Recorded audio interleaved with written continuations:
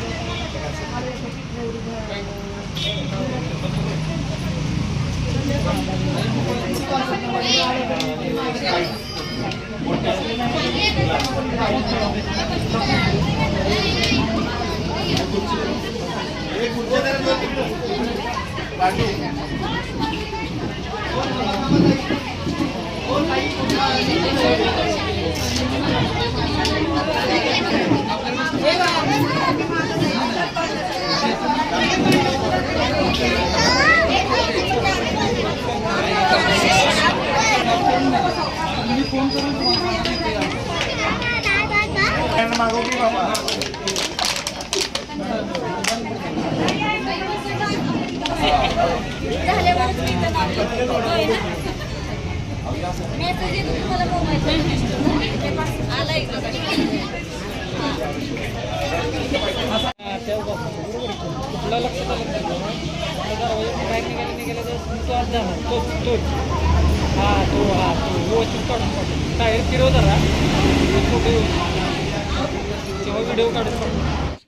नमस्कार, माझे नाव विजया सचिन माने. आमच्या इथे स्मार्ट कार्ड काढायसाठी फिरोजबाईंनी खूप छान सोय केली, त्यामुळे सर्व महिलांना याचा लाभ घेता आला. याबद्दल मी फिरोजबाई यांचे शतशः आभार मानते. धन्यवाद. माझं नाव वर्षा निलेश रणखांबे, राहणार गणेश नगर.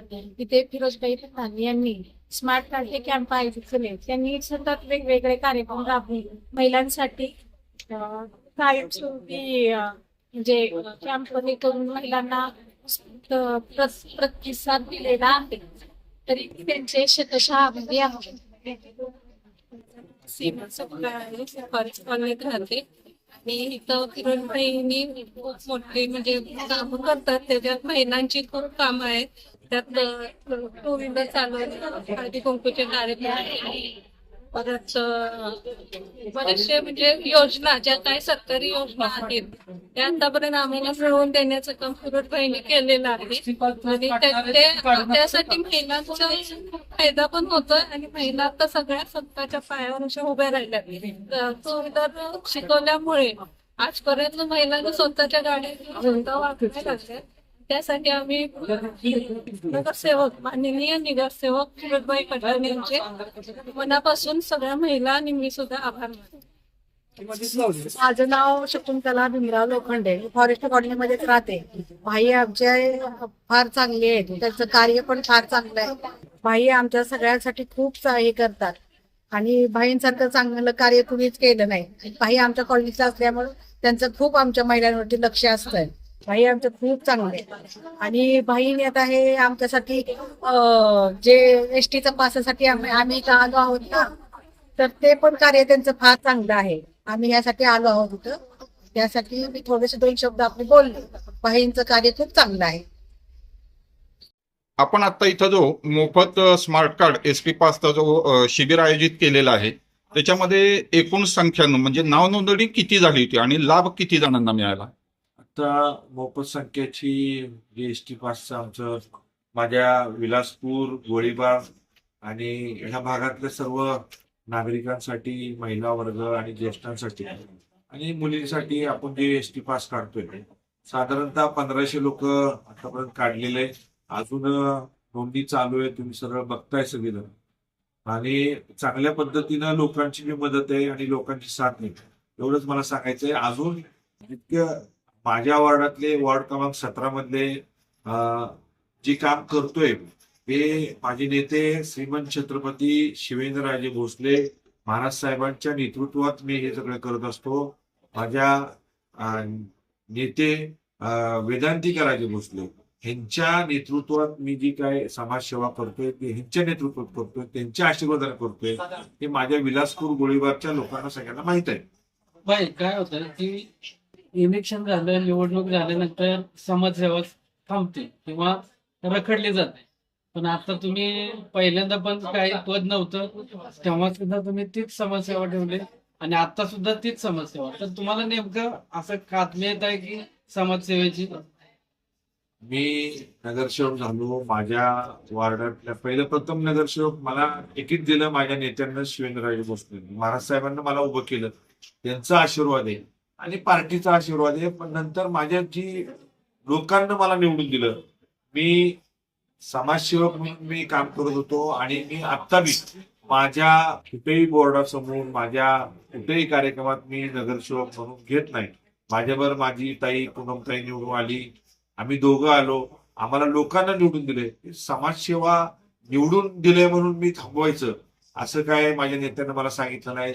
ज्या पद्धतीने लोकांना निवडून का दिलं, बाबा हा काम करतोय, समाजसेवा करतोय, एवढी मतं दिली म्हणून आपण हे आपलं जे काय पैसे खर्च होऊ दे, बाकीच्या सगळ्या गोष्टी होतात. पण नगरसेवक झालेले लोक म्हणतात थांबतात, पण मला माझ्या नेत्याची शिकवण आहे थांबायचं नाही. आणि पैशाचा विषय वेगळा आहे, पैसे जातात येतात. नगरपालिकेत पैसे कमवायला आम्ही दोघं बी सदस्य असू दे, बाकीची पैसे कमवायला नगरपालिकेत जात नाही.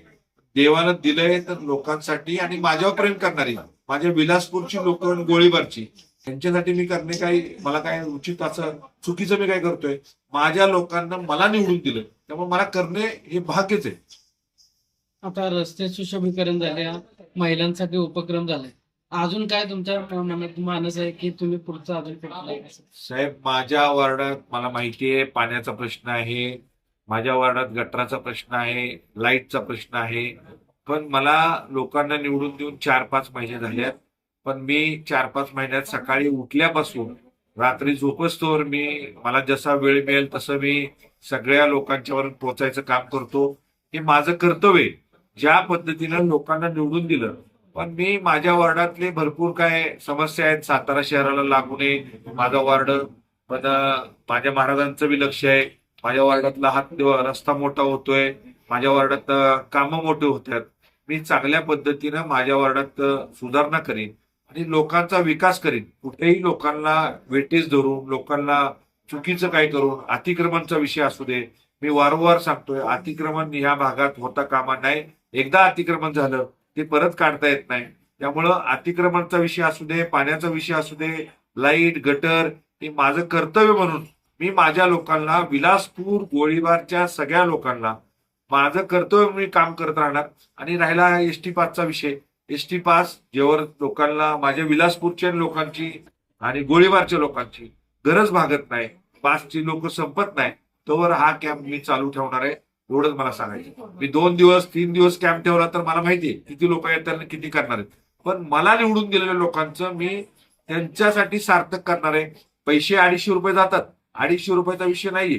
पण ज्या पद्धतीनं लोकांना, मला इलेक्शन मध्ये कुणी मला रुपये मागत नव्हतं, मग माझं कर्तव्य म्हणून मी हे काम करतोय आणि मी समाजसेवा करत राहणार. मी जसं शिवजयंती करतो, महिला दिवस करतो, हळदी कुंकवाचा कार्यक्रम करतो, रक्षाबंधन करतो, गणपती असू दे, देवी असू दे, या सगळ्या गोष्टी मी नावाला फिरोज पठाणे, मला समाजसेवक म्हणून ओळखला जातो. पण मी एवढंच सांगतो, सगळं करतो ते शिवेंद्र बाबांच्या नेतृत्वात करतो. एवढंच मला सांगायचं. पहिलीच टर्म आहे आणि पहिल्याच टर्म मध्ये तुम्ही प्राधिकरणाविरोधात किंवा प्राधिकरणाचा एक अभ्यासपूर्वक तुम्ही नगरपालिकेच्या सभेमध्ये सगळी मांडणी केली. आणि आता साधारण एक चर्चा पण अशी चालू आहे की 5 वर्षाची कामं फिरोजबाईंनी अगोदरच उरकली, म्हणजे 3 महिन्यातच उरकली. साहेब, तुमचं म्हणणं बरोबर आहे. पहिलं गोष्ट, कुठल्याही अधिकाऱ्यांना, कुठल्या लोकांना मला नावं नाही ठेवायची, अधिकाऱ्यांना मी नावं नाही ठेवायची. मला एवढंच सांगायचंय, मी करतोय ही लोकांसाठी करतोय, ही लोकांसाठी करतोय. मी का वारंवार सांगतोय, ज्या पद्धतीनं मला आणि पूनमताईला निवडून दिलं लोकांना, मग आमचं कर्तव्य, अधिकाऱ्यांना थोडं वाईट वाटत असेल, फिरोजबाई बोलतात, स्वच्छता कर्मचाऱ्याला वाटत असेल बोलतात, पण माझी स्टाईल वेगळी आहे. मी कार्यकर्ता म्हणून कायम काम करणार आहे. मी ग्राउंडला बी तसाच आहे, वर बी तसाच आहे. पण लोकांची कामं होईल, माझा दुसरा उद्देश नाहीये काय. पूनमताईचा आणि माझा दुसरा उद्देश आहे का, बाबा लोकांच्याकडनं काय मला मिळायला पाहिजे, काय मला टेंडरमधनं मिळायला पाहिजे, काय मला वेगळ्या भावनेतनं मिळायला पाहिजे. आमचं काय म्हणणं आहे, ज्या लोकांना निवडून दिलंय त्या लोकांसाठी माझं आणि पूनमताईचं कर्तव्य आम्ही काम करत राहणार एवढंच सांगायचं. आणि चांगल्या पद्धतीने आम्ही काम करतो. काय कुणी नाव हे बघा, 100 मला माहिती आहे 20 लोक नावं ठेवणार, 80 लोकांचं चांगलं होत असेल तर मी त्या लोकांसाठी काम करणार, हे माझ्या नेत्याने सांगितलं. दुसरा एक प्रश्न असा आहे बाई, आता बाहेर महिला वर्गाशी बोलत असताना महिला वर्गामधून एक असं हे आलं, हा सगळा जो महिला वर्ग आहे हा तुमच्याकडं त्यांचा भाऊ ह्या दृष्टिकोनातून बघतो, तर हा विश्वास कसा काय निर्माण झाला, काय रहस्य आहे? नाही नाही, हे माझ्या बहिणींचं सगळ्यांचं, त्यात माझ्या रुपालीताई असू दे, पूनमताई, मनीषा आवळे असू दे, किरवेताई, कनेरकरताई, मालती साळुंके, परत भाभी असू दे, नायकोडी भाभी, क्षीरसागर मॅडम असू दे, परत माझ्या आत्या आप्पांच्या बहीण असू दे, या सगळ्यांची टीम ही टीमवर्क होती. म्हणून माझ्या बहिणी माझ्यामध्ये जुळल्या आणि सगळी एकत्र असल्यामुळं मला बहिणी म्हणून, भाऊ म्हणून मला हे करतात. मला खूप गर्व आहे. माझ्यासारख्या छोट्याशा माणसाला रक्षाबंधनाला 1700-1800 राखी बांधत असतील. मी नाव हे बघा, कुठल्या धर्मात कोणी आलं तरी ते विषय आहे, पण मी फिरोज पठाण असून मला एवढी लोक राखी बांधतात आणि मी त्यांचा भाऊ म्हणून मी काम करतोय. मला दुसरं कुठलंही, मी निवडून आल्यानंतर कुठेही राजकारण करत नाही. मला लोकांची समाजसेवा करायची आणि लोकांपर्यंत पोहोचायचं. ताई, तुम्हाला कसं वाटतं आता सध्या फिरोजभाई यांच्या बरोबर काम करताना आणि अजून काय तुम्हाला अनुभव, तुम्ही आता अनुभव नसताना पहिल्यांदाच नगरपालिकेत गेला, तर तुम्ही काही रस्त्याचे वाहतुकीचे प्रश्न तुम्ही मांडले, त्याबद्दल आता तुम्ही काय पाठपुरावा काय करणार? पाठपुरावा म्हणजे बाई तर बरोबर आहेत, बाई बरोबर आहे. परत आपले वॉर्डमध्ये संदीप दादा असू देत, विकास दादा, मनीषाताई, किरवेताई वगैरे ह्या सगळ्या बरोबर आहेत. त्यांच्या मदतीनं जेवढं काही आपल्या वॉर्डमधील लोकांसाठी करता येईल तेवढं आम्ही नक्की करू.